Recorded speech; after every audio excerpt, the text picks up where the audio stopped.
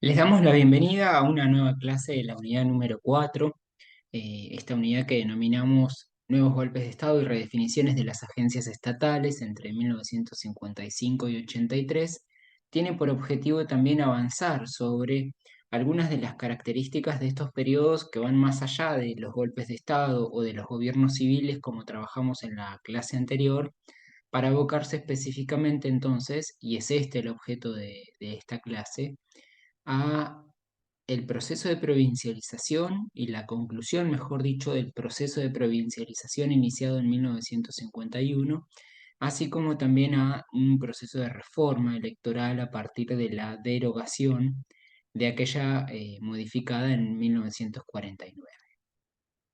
Como siempre hacemos, entonces vamos a compartir con ustedes el texto de la lectura obligatoria que se incluye en el programa de la materia de Historia de las Instituciones y que sugerimos que lean para reforzar algunos aspectos teóricos. Esta clase puntualmente, en realidad, lo que hace es recuperar algunos elementos de la reforma constitucional para la cual no tenemos un texto de lectura obligatoria y por eso es importante y trataré de ser lo más concreto posible y también recuperar los elementos que consideramos más necesarios para su formación en la tecnicatura. El punto de partida para la clase de hoy responde no solo a los cambios institucionales y los golpes de Estado, los gobiernos semidemocráticos de esta unidad número 4, sino que también dialoga con el proceso de provincialización que trabajamos y el cual tienen una bibliografía en la unidad anterior. De hecho, podríamos dar un paso más en la conexión, llegando hasta la unidad 2, cuando analizábamos en conjunto el proceso de formación de esos territorios nacionales y cómo el Estado argentino los dispuso como territorios administrativamente dependientes del gobierno central.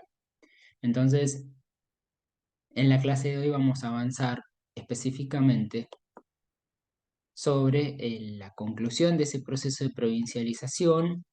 Anticipo en realidad que es una conclusión en un 90%, podríamos decir, porque falta la provincialización del territorio nacional de Tierra del Fuego, el que se va a provincializar recién hacia 1994, y conversaremos también sobre el proceso de la reforma constitucional que se impulsó en el marco de la denominada Revolución Libertadora, de este golpe de Estado, de este gobierno de facto que entonces impulsa la modificación de la Carta Magna. Para hacer un breve raconto o un repaso, comparto en pantalla con ustedes los principales procesos de la provincialización y las medidas a partir de leyes que entonces, luego de décadas de reclamos, le otorgaban a los territorios nacionales, no de modo uniforme y no en una sola instancia, el carácter de provincias.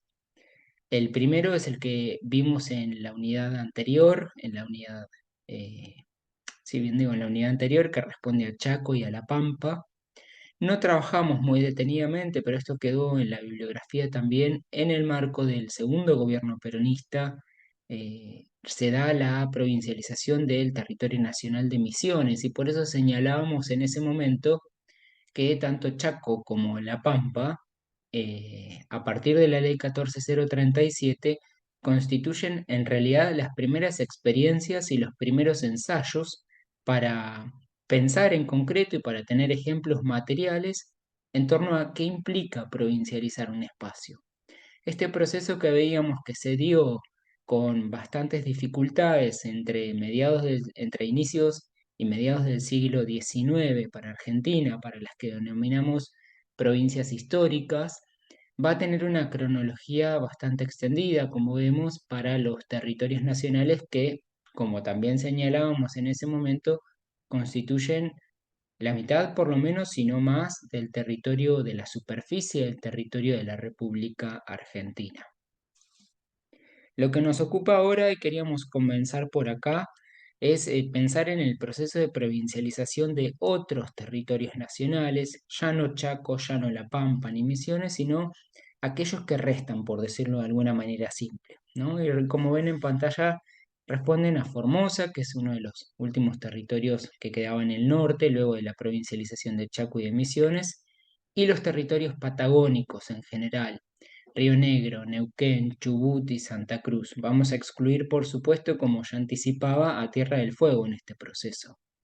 Lo paradójico de este evento es que hay una ley que provincializa esos territorios luego de las experiencias de los tres primeros y que se va a ver interrumpida en el avance para su concreción a instancias del golpe de Estado que asume al poder de modo de facto en el 55 y que derroca al gobierno peronista en el marco del cual se había dado entonces esta última provincialización.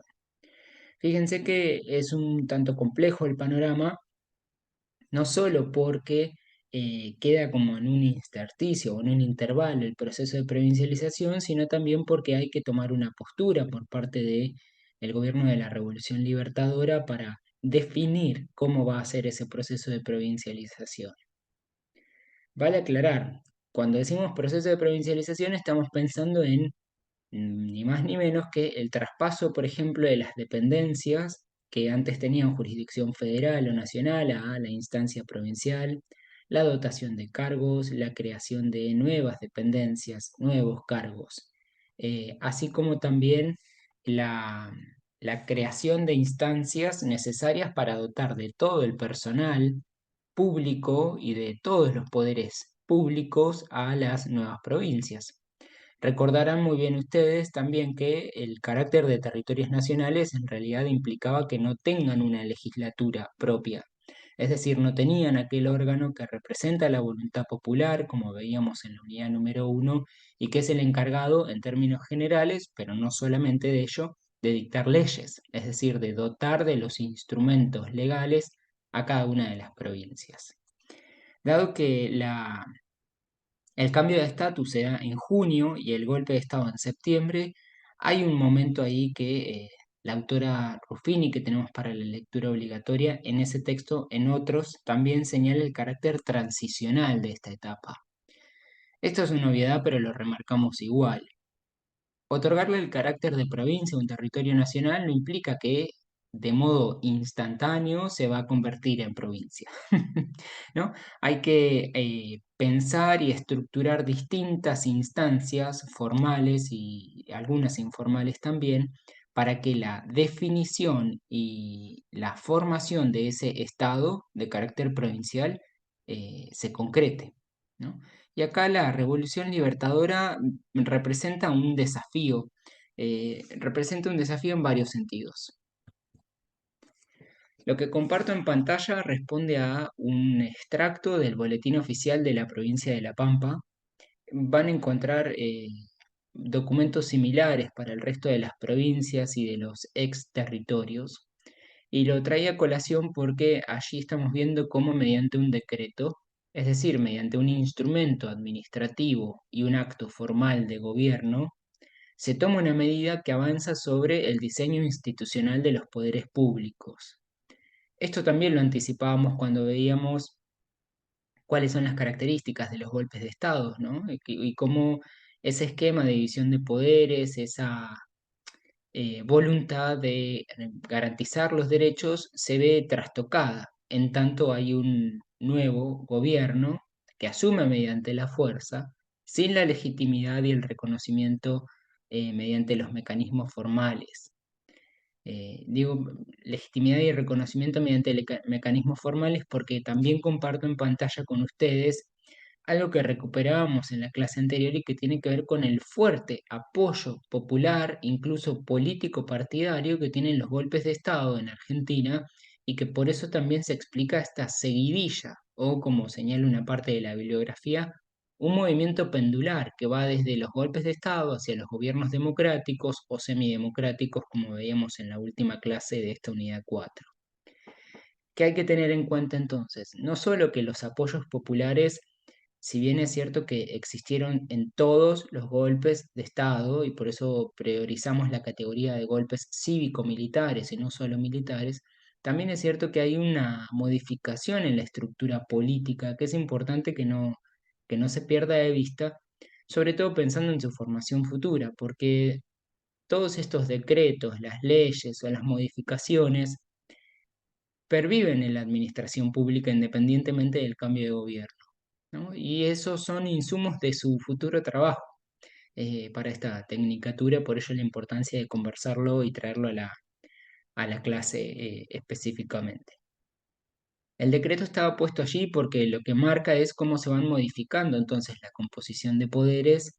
No solo lo traíamos por el carácter de el instrumento administrativo que modifica de hecho, no formalmente ni legalmente, sino de hecho la composición y la división de los poderes públicos, sino también para pensar cómo en este caso, en el contexto de 1955 específicamente, los apoyos populares y estas modificaciones se vieron atravesadas por una dicotomía que también señalamos en la clase anterior y que responde al eje de disputa peronismo-antiperonismo.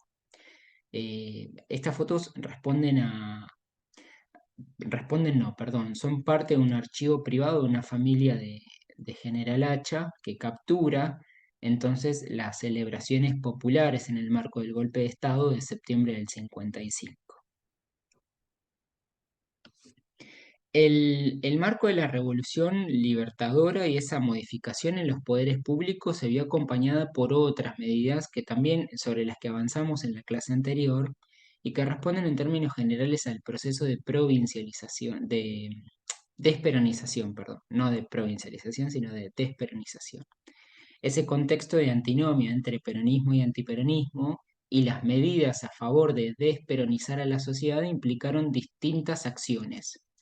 Dentro de esas acciones podemos mencionar algunas que son las más representativas. Por ejemplo, por supuesto, encontramos de modo casi instantáneo la proscripción del Partido Peronista y la disolución de la CGT, de la Confederación General del Trabajo. En tanto se entendía, y no desacertadamente, que era esta estructura, la CGT, la que condensaba gran parte de los apoyos de los que se nutría la fuerza política peronista.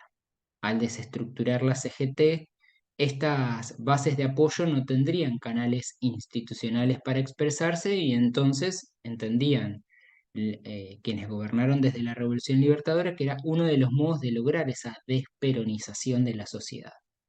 Otra de las medidas, por supuesto, la más extendida, tenía que ver también con algo que mencionaba en la clase anterior y que es la prohibición directamente de las referencias o la eliminación de las referencias a Perón y su esposa en calles, monumentos, libros, documentos escritos, incluso en referencias públicas, ¿no? Ese es uno de los objetivos. Y la medida que más nos interesa hoy conversar con ustedes también apunta a las acciones impulsadas en el marco de la desperonización y específicamente a la derogación de la Constitución reformada hacia 1949.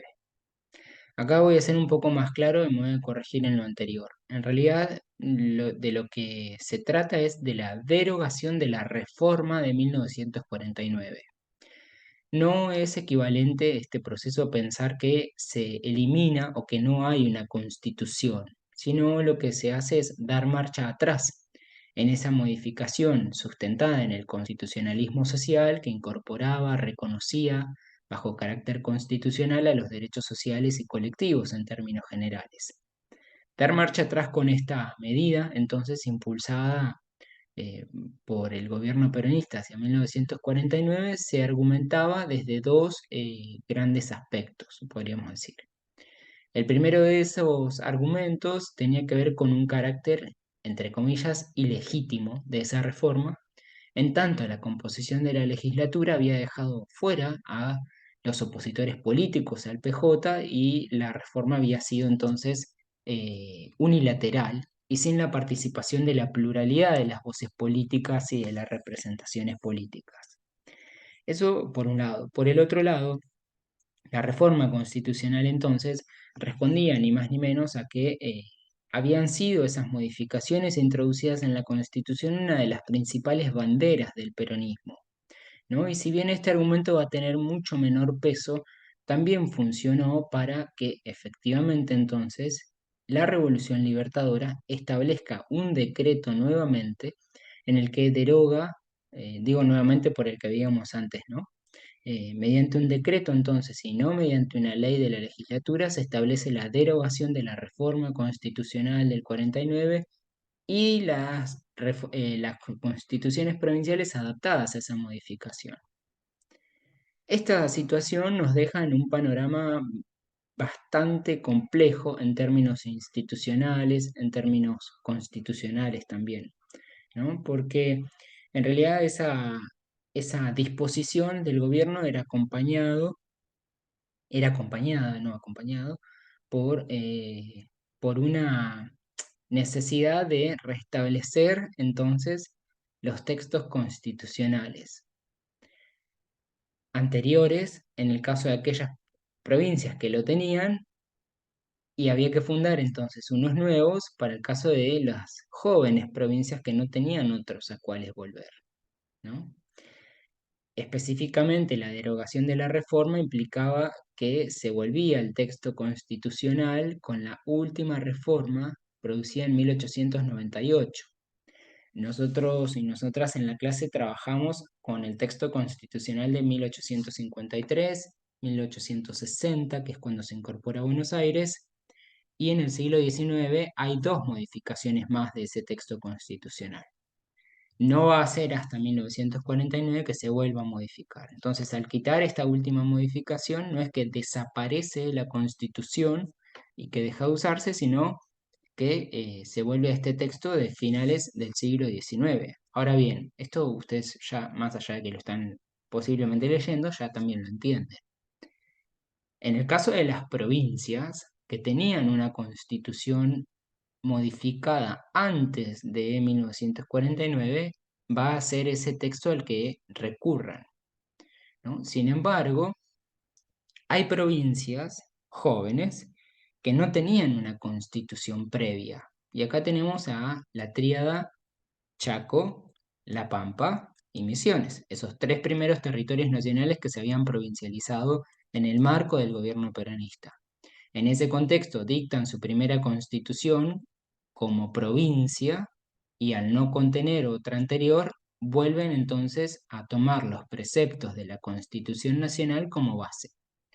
Sin embargo, ahí no termina la cosa, podríamos decir, hay un contexto mucho más complejo en el que las provincias más nuevas, aquellos últimos territorios nacionales en provincializarse, todavía no se habían dado su constitución propia, ¿no? Entonces, lo que vemos es que por primera vez en la historia argentina, en la historia institucional, política y constitucional, hay un gran movimiento de reforma que abarca a una mayor extensión de territorios y de jurisdicciones si lo comparamos incluso con 1949.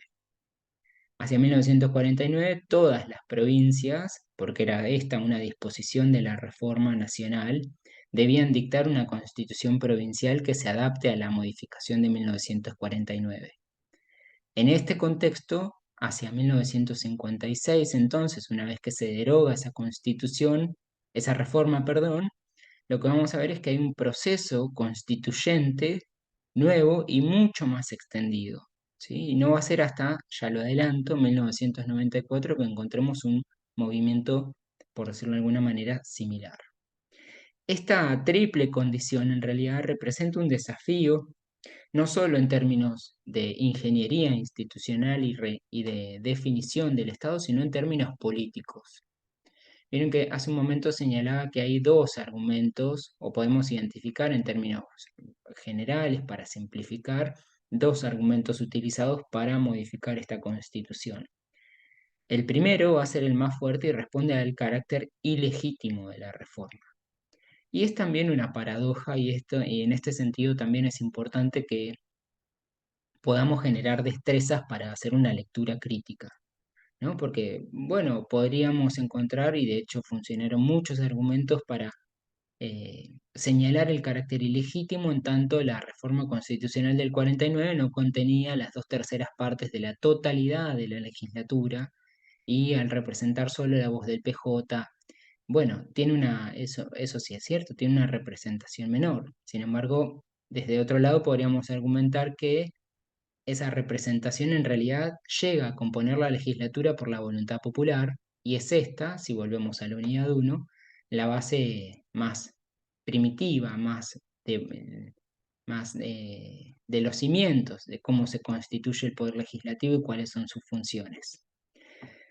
Salvando esas discusiones que no responden a esta unidad, lo que sí nos interesaba señalar es que ese carácter ilegítimo que se le achaca a la reforma de 1949 también se contiene hacia 1957, porque es el gobierno de facto y no una ley de la legislatura la que establece la necesidad de reforma, tal como lo contempla el artículo 30 de la Constitución.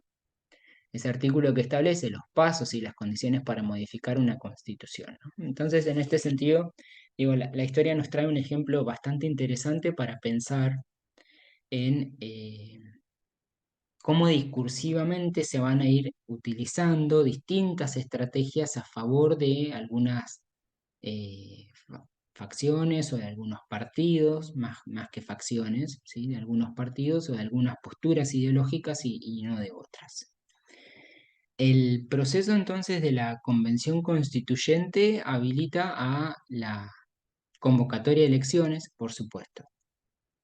Van a ser estas elecciones a la convención constituyente las que finalmente motoricen las reformas y definan entre los convencionales qué se modifica de la Constitución. Ahora, señalaba dos argumentos, el de la legitimidad, ¿no? El segundo argumento, que es el menos esgrimido, respondía a el carácter peronista que tenían esos derechos sociales y colectivos. Ahora bien, ahí hay un punto que no es tan sólido y que va a generar más bien fracturas al interior de la convención constituyente, ¿no? Porque quienes participan de esa convención, quienes son electos y electas convencionales, en realidad no estaban en contra de esos derechos sociales. Y más bien, como vamos a ver en un ratito, la gran modificación que se incorpora responde en este sentido. Vamos a ver un breve video primero en conjunto y después avanzamos.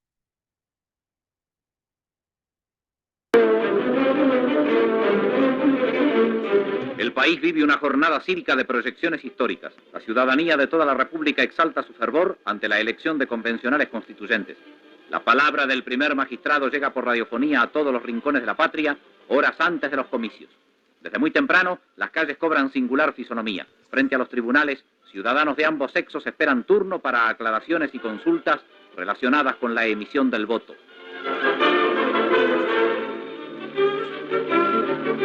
Entre tanto, el comando electoral a cargo del contraalmirante García desarrolla con absoluta coordinación su compleja labor de contralor y vigilancia. En el plano se sigue la constitución normal de las 6.063 mesas de la capital. En las calles, las colas sintetizan el entusiasmo de todas las clases sociales presentes en la trascendental ocasión de definir la futura fisonomía institucional del país.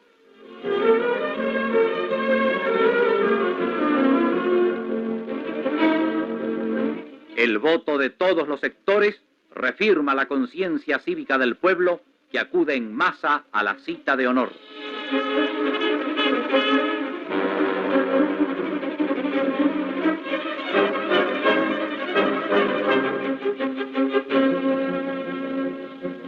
Promedia la mañana cuando vota el presidente provisional general Aramburu en el comicio de la calle Santa Fe 1510. La presencia del primer magistrado es cordialmente recibida por los núcleos que aguardan turno para sufragar. El vicepresidente contraalmirante Rojas cumple su deber ciudadano en la mesa de Mansilla 3141. Los líderes políticos también votan por la mañana. Palacios en el comicio. Vota Alzogaray del Partido Cívico Independiente. Frondizi, titular del radicalismo intransigente. Américo Ghioldi, del Partido Socialista. Irasusta, de la Unión Republicana. Rodolfo Ghioldi, dirigente del comunismo. Monseñor D'Andrea, que lleva airosamente sus 80 años. El intendente municipal, doctor Vergali, deposita su sufragio. Mientras tanto, la Junta Electoral sigue atentamente la marcha del comicio. Conocidos artistas y deportistas de nota acuden también a los atrios a cumplir con sus deberes cívicos. Leonor Rinaldi, Elina Colomer, Nini Marshall, Mendy, La Bruna,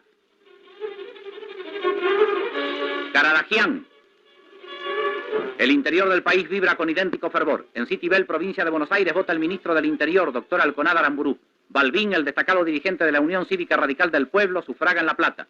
Luciano Molinas, del Partido Demócrata Progresista, lo hace en la ciudad de Santa Fe. En todos los rincones de la patria, el pueblo dice su presente. El hombre de campo y de la ciudad, hermanados en el común ideal de democracia y libertad, ejercen sus derechos. Finaliza. Fíjense cómo en este video me parecían destacables por lo menos tres cuestiones. Por supuesto está ahí para que veamos un poco de quiénes estamos hablando, más allá de que no hayan referencias concretas con el objetivo de facilitar el abordaje de esta clase, ¿no? Vieron que no nos detenemos en nombres cuando asumen y demás. Esta no va a ser la excepción, pero hay personajes allí que son relevantes, más allá de Frondizi, por supuesto que va a ser el próximo presidente luego de esta convención constituyente, ¿no? Pero hay otra cuestión que me parecía simpática, que se ve en parte cómo es el proceso eleccionario, se ven las urnas, eso también me parecía importante, ¿no? Y por último, como nota de color, también ver cómo esta diferenciación con las personas con cierta, las personas famosas, podríamos decir, ¿no? Como esta suerte de cholulaje que ya desde el 57 era destacable. Lo que sucede en esta convención constituyente, que se da tanto para la instancia nacional como para las instancias provinciales, es que hay un conjunto de fuerzas que antes estaban concentradas en la disputa UCR-PJ y que ahora, digamos, al proscribir el peronismo, dan una imagen como de una suerte de espejo roto, ¿no? Como de una suerte de astillas pequeñas que se desparraman por el espacio y que nos arrojan por lo menos 7 fuerzas políticas que se presentan en todas las provincias, pero en realidad se presentan más de 35 fuerzas políticas contabilizando aquellas de las provincias. Fíjense que pasamos de un sistema casi bipartidista, en realidad no es bipartidista porque por supuesto que en las elecciones anteriores al 55 participan el Partido Socialista, la Unión Democrática, bueno, hay distintas fuerzas, ¿no? Pero la mayor parte de los votos se concentran en PJ y UCR y son las fuerzas políticas predominantes. Hacia la etapa posterior al golpe de Estado, y en tanto este golpe de Estado, como señalábamos en la clase anterior, tiene una fuerte voluntad de no continuar, sino de recomponer el sistema democrático y político, convoca primero a la convención constituyente que va a modificar la constitución y luego a las elecciones para autoridades ejecutivas y legislativas. Esa etapa, que se da entre 1957 y la asunción de Frondizi en el 58, en realidad fíjense que funciona como una suerte de etapa de transición política en la que ante la proscripción del peronismo, la identidad política se fracciona, porque hay votos peronistas antes que iban hacia el PJ que ahora se redistribuyen y tienen que posicionarse frente a un evento de tal magnitud como es ni más ni menos que la modificación de la ley suprema de la nación, de la Constitución. Traía entonces a colación este cuadro que elabora el investigador Melón Pirro para resaltar entonces cuáles son las fuerzas políticas, están las siglas, ¿no? Pero más que nada la idea era poder visualizar cuántas son las fuerzas políticas. Tenemos Unión Cívica Radical del Pueblo, Unión Cívica Radical Intransigente, Partido Socialista, Democracia Cristiana, entre otros partidos, ¿no? El laborista hacia el final. Eh, Más allá de estas facciones, lo que nos interesaba era destacar cómo se fractura el arco político y cómo siguen concentrando gran parte de la fuerza del electorado aquellos que están resaltados como votos en blanco. No la totalidad de esos votos en blanco responden al peronismo, pero sí es cierto que hay un llamado de Perón desde el exilio, por supuesto, a que la ciudadanía aquella adherente al PJ se exprese en blanco en esta convención constituyente y vamos a encontrar valores no exactamente iguales, pero similares para las elecciones ejecutivas posteriores, ¿no? Pero digo, ese proceso de reforma, al que también podríamos caracterizar como ilegítimo en alguna medida, en tanto no es la legislatura, como lo establece el artículo 30 de la Constitución en torno a la modificación de este texto, el que lleva adelante el proceso, sino que es un decreto, un decreto y una proclama, es decir, como una suerte de enunciado y de comunicado oficial de la Revolución Libertadora, el que impulsa este decreto, esta modificación, perdón. Este contexto, entonces, no solo nos muestra una Argentina políticamente fragmentada, sino que también nos permite entender por qué se da ese movimiento pendular, podríamos decir, entre gobiernos semidemocráticos y dictaduras, ¿no? Porque hay una concentración del electorado a favor de la Unión Cívica Radical y la Unión Cívica Radical, perdón, la Unión Cívica Radical del Pueblo y la Intransigente, pero que posiciona al peronismo por fuera del juego político en términos formales, pero que sigue siendo un actor relevante que en gran parte va a ser el que explique la tensión existente y la imposibilidad de una continuidad democrática durante la etapa que aborda esta unidad específicamente.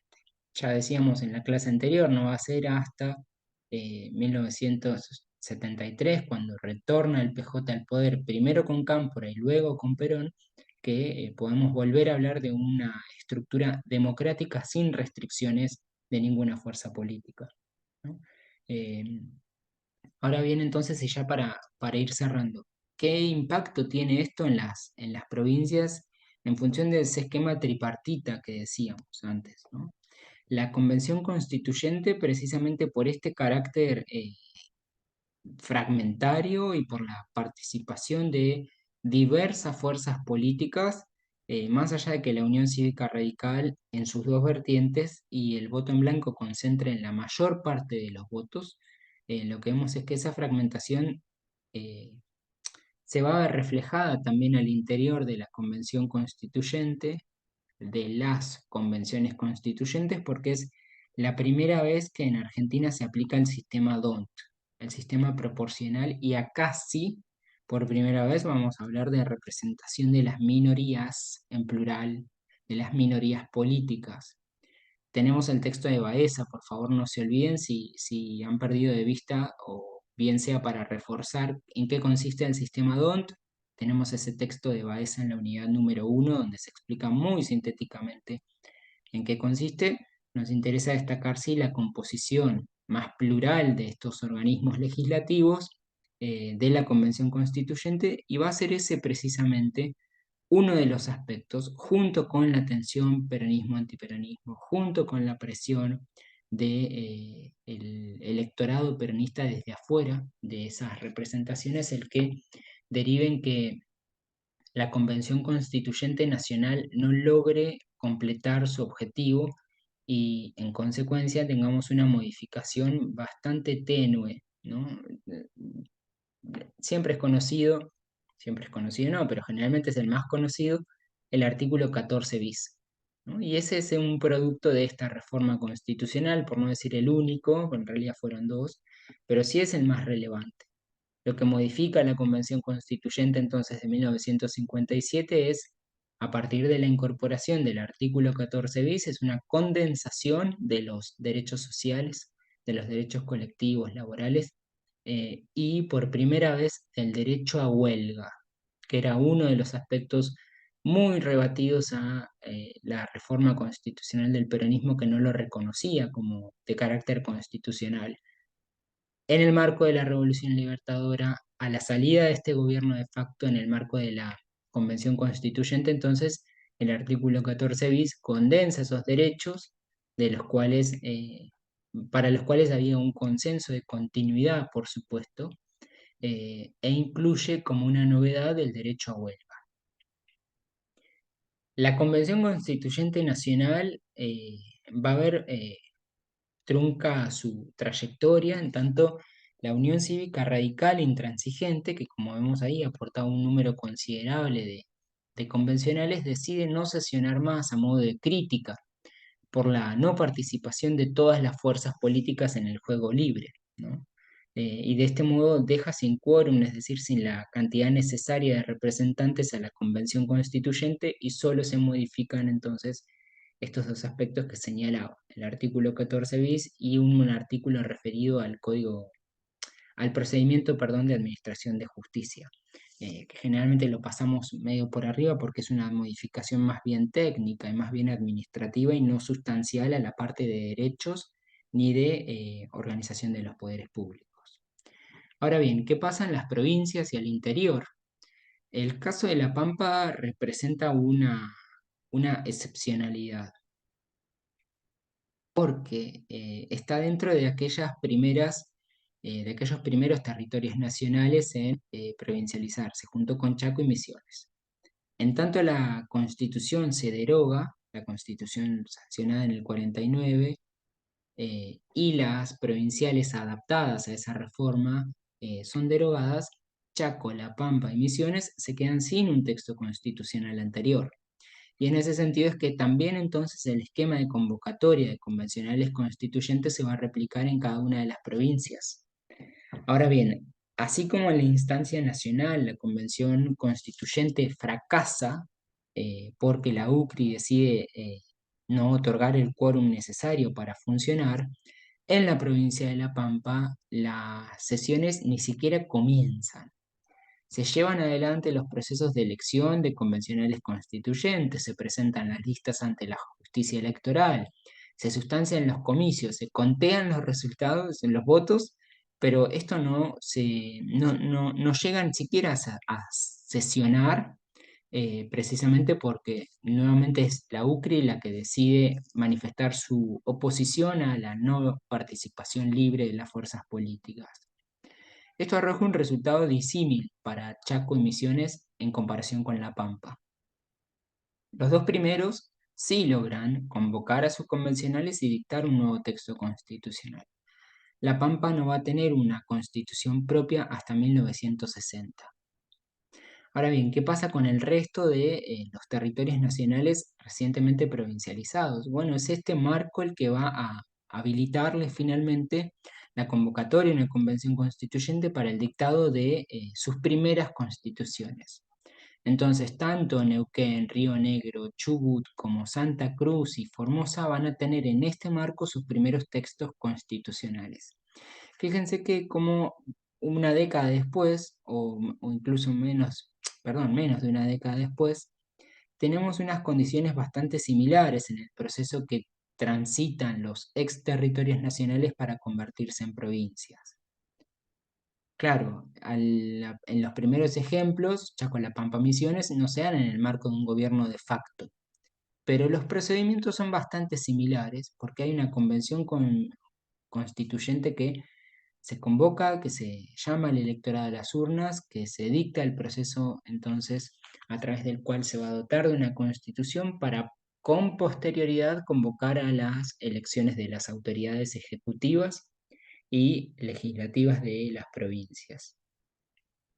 En términos generales, la Unión Cívica Radical e Intransigente va a ser la que se posicione no solo en las provincias históricas entonces, sino también en los ex territorios nacionales como la fuerza política predominante que va a dar lugar entonces a el periodo semidemocrático que se caracteriza por la presidencia Frondizi a nivel nacional y por gobernaciones de un signo equivalente en nivel provincial. De este modo, entonces, vemos concluido, como decía al inicio, en un 90%, podríamos decir, aunque es imprecisa esa cifra, por supuesto, el proceso de provincialización, ¿no? Aquellas divisiones administrativas que veíamos son definidas luego del avance militar del Estado argentino sobre las comunidades indígenas y la creación de estos territorios, vamos a ver que esas divisiones recién en 1958 tienen sus primeras constituciones y en consecuencia adquieren formalmente, legalmente, el carácter de provincias, cerrando de ese modo una larga etapa. Esperamos entonces que esta clase haya sido útil. Si no fue claro en algunos aspectos, que seguramente eso sucede, les pido que por favor pregunten, que hagamos uso del foro de consultas para la unidad.